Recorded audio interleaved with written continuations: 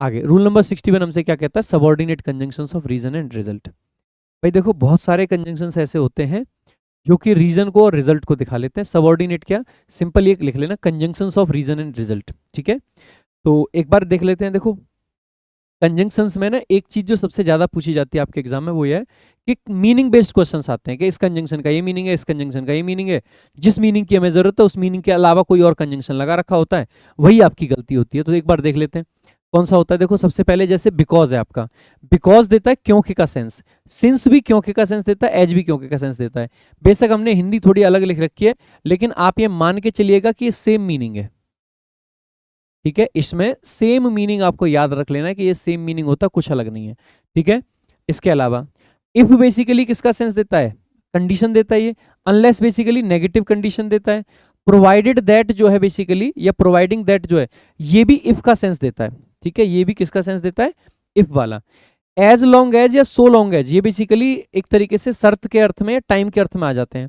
On condition that भी basically condition दिखाता है। इवन इफ भी बेसिकली कंडीशन दिखाता है।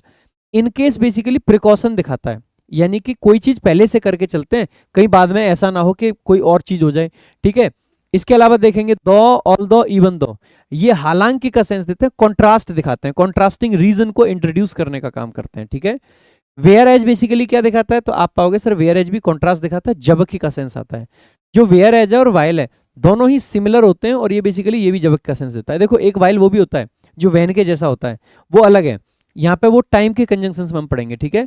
सो दैट बेसिकली क्या होता है आपका, ये पर्पज को दिखाता है, ताकि, इसलिए, उद्देश्य बताने के लिए, यानी कि पर्पज बताने के लिए आता है।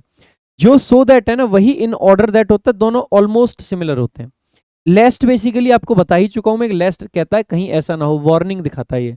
और फॉर फियर दैट भी बेसिकली वार्निंग को दिखाता है, डर को दिखाता है कि कहीं ऐसा ना हो जाए, कहीं वैसा ना हो जाए। देखो आगे, जब भी आपको रीजन के कंजंक्शन चाहिए तो एक तो ये रीजन के होते हैं और एक ये रीजन के होते हैं। रिजल्ट के चाहिए तो ये होते हैं और ये होते हैं, ठीक है।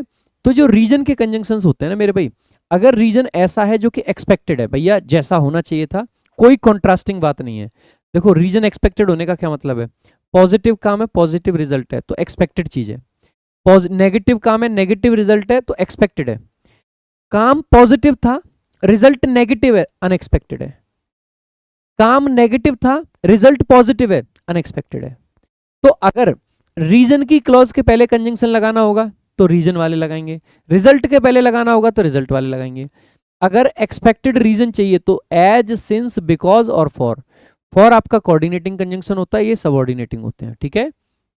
अगर एक्सपेक्टेड रिजल्ट आ जाए तो सो आ जाएगा, हेंस आ जाएगा, देयरफॉर आ जाएगा, दस आ जाएगा, दैट्स वाई आ जाएगा, ये सब आ जाएंगे। अच्छा एक चीज और ध्यान देना, ये ज्यादातर आपके ना, या तो जो रिजल्ट वाला पार्ट होता है, या तो कोऑर्डिनेटिंग कंजंक्शन से दिखाते हैं, या ये सारे एडवर्ब होते हैं, इनको कंजंक्टिव एडवर्ब हम बोलते हैं। आप एक बार सिलेक्शन सीरीज की वीडियो देख सकते हो एडवर्ब वाली, उसमें मैंने बड़े अच्छे से करा रखा है, जो कि पूरा का पूरा पार्ट है और बहुत अच्छे से कवर किया गया है, ठीक है। सो कंजंक्टिव एडवर्ब्स कैसे होते हैं तो एडवर्ब वाले चैप्टर में आपको मिल जाएगा। देखो मैं इतनी देर से पढ़ा रहा हूँ, डेडिकेशन के साथ में मैंने पढ़ाया, कोई प्रमोशंस नहीं, कोई एड्स नहीं। तो अगर मैं कोई चीज़ आपको रिकमेंड कर रहा हूँ ना, तो वो जेन्युइनली इसलिए कर रहा हूँ क्योंकि वो बहुत फायदेमंद चीज़ है। मैंने बहुत डेडिकेशन से इस वीडियो को रिकॉर्ड करा है, और आई होप आपको अच्छा लगा होगा। अगर मेरे भाई अब तक अच्छा लगा है ना, तो ये आप लोगों की जिम्मेदारी बनती है कि ये वीडियो हर बच्चे तक पहुंचनी चाहिए, जितने बच्चे हैं सब तक पहुंचनी चाहिए। और मेरे भाई अगर वीडियो में यहाँ तक पहुंचे हो और अब भी अगर आपने लाइक नहीं किया, तो भाई आप ना दुत्कार रहे हो मेरी नफरत को, मतलब नफरत को नहीं, मेहनत को। जो मेरी मेहनत है उसको एक तरीके से धुतकार दिया आपने। अगर इतना देखा, पूरी जान झोंक के पढ़ाया है, और फिर भी अगर लाइक तक नहीं करा है, तो सच में आपने एकदम से फेंक दिया निकाल के, नफरत कर रहे हो आप मेरे से। वो नफरत शब्द इसलिए आ गया था कि फिर तो नफरत ही करते हो गए आप। तो अगर दिल में प्यार सम्मान थोड़ा सा भी है, तो वीडियो को भाई लाइक, शेयर और उस पर एक कमेंट जरूर बनता है, क्योंकि बहुत मेहनत से इस कंटेंट को बनाया है, बहुत अच्छे से चीज़ों को कराने का आपको प्रयास कर रहा हूँ। प्रयास यही है। देखो मैं चाहता तो एक रूल में ऐसे रख सकता था कि ऐसा होता है, और फिर आगे चार रूल, चार एग्जाम्पल और क्वेश्चन खत्म, लेकिन उससे ग्रामर कवर नहीं हो पाती। अगर मैं 101 रूल के अंदर ग्रामर कवर करने का प्रयास कर रहा हूँ, तो मैंने कुछ रूल्स को क्लब किया है, मर्ज किया है, कि बच्चे की मेंटेलिटी रूल वाली है, लेकिन मैं उसको पढ़ा के जाऊंगा, मैं उसको सिखा के जाऊंगा। मेरी क्लास से बाहर कोई क्वेश्चन आएगा ही नहीं भाई। तो अगर आपको इतना सॉलिड कंटेंट मिला है ना मेरे भाई, तो आप लोगों का बनता है कि कंटेंट दूर दूर तक जाना चाहिए। बनता है कि नहीं। और बाकी भाई पढ़ते रहो, इंग्लिश के साथ साथ मैथ्स भी पढ़ते रहो, ठीक है। आ जाओ, अगला आपका क्या है, अनएक्सपेक्टेड रीजन अगर होगा तो क्या है, दो, ऑल दो, इवन दो, ये तीनों ही अनएक्सपेक्टेड रीजन को दिखाते हैं। अनएक्सपेक्टेड रिजल्ट होगा तो but, yet, however, nevertheless, nonetheless, ये सब भी आप देखोगे दोनों कोऑर्डिनेटिंग कंजंक्शन होते हैं, बाकी सब एडवर्ब होते हैं। कोऑर्डिनेटिंग कंजंक्शन है, बाकी सब एडवर्ब है। यहाँ पे क्या है, सारे के सारे सबऑर्डिनेटिंग, यहाँ पे क्या है, सारे के सारे सबऑर्डिनेटिंग। तो रीजन के लिए सबऑर्डिनेटिंग चीजें आ रही हैं, रिजल्ट के लिए कोऑर्डिनेटिंग। देखो आगे, he failed dash, he did not work hard. अब आपको बताना है कि एक्सपेक्टेड वाले आएंगे, अनएक्सपेक्टेड वाले। देखो, फेल हुआ है और काम नहीं किया, दोनों नेगेटिव चीजें हैं। अच्छा एक बात बताओ, फेल होना रिजल्ट है कि रीजन? आप कहोगे सर ये तो फाइनल रिजल्ट है, तो यहाँ पे रीजन वाला लगाना है, वो भी एक्सपेक्टेड वाला। तो फिर यहाँ पे बिकॉज लगा दो, एज लगा दो, सिंस लगा दो, कोई भी लगा दो। तो बिकॉज का यूज कर लिया मैंने, एज का भी कर सकते हैं, सिंस का भी कर सकते हैं। आगे, he failed, he worked hard. अब फेल हुआ है और कठिन काम करा है, आप कहोगे सर ये नेगेटिव चीज और ये आपकी पॉजिटिव। इसका मतलब है अनएक्सपेक्टेड हो गया। अब की बार रीजन कैसा, अनएक्सपेक्टेड है, अनएक्सपेक्टेड है तो ऑल दो लिख दो।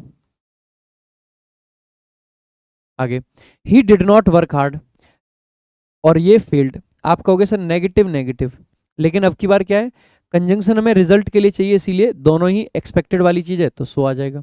ये अनएक्सपेक्टेड वाली चीज है और रीजन के लिए चाहिए, मतलब रिजल्ट के लिए चाहिए, तो अनएक्सपेक्टेड रिजल्ट किससे दिखाएंगे, बट।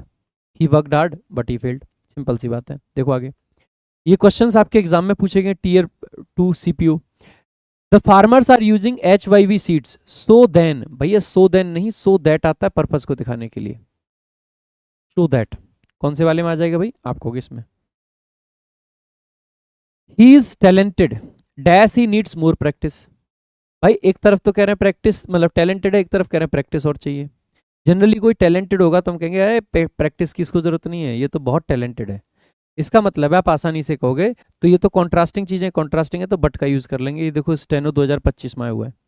देखो अगला question, he was determined to win dash, the odds were clearly stacked against him. भाई वो जीतने के लिए डिटरमिन्ड था, तो आप आसानी से कहोगे सर पॉजिटिव बात है। और ये उसके अगेंस्ट थी चीजें, तो आप कहोगे सर नेगेटिव है। नेगेटिव है तो आप आसानी से कहोगे ना कॉन्ट्रास्ट है। अब देखो सिंस कॉन्ट्रास्ट नहीं दिखाता, वेदर कॉन्ट्रास्ट नहीं दिखाता, बिकॉज नहीं दिखाता, एक ही है, ऑल दो। अगला देखो, the forecast warned of heavy rains, the outdoor ceremony proceeded. एक तरफ तो वार्निंग है और एक तरफ आदमी उस प्रोसीड करे जा रहा है, जैसे प्लानिंग करिए, यानी कि कॉन्ट्रास्टिंग चीजें। तो कॉन्ट्रास्ट वाला देखो, सिंस नहीं है, अनलेस नहीं है, बिकॉज नहीं है, इवन दो आ जाएगा, ये करेक्ट आंसर है। सारे के सारे रिसेंट एग्जाम्स के क्वेश्चन हैं ये। अगला देखो, the patient responded well to the treatment dash, the progress remains guarded.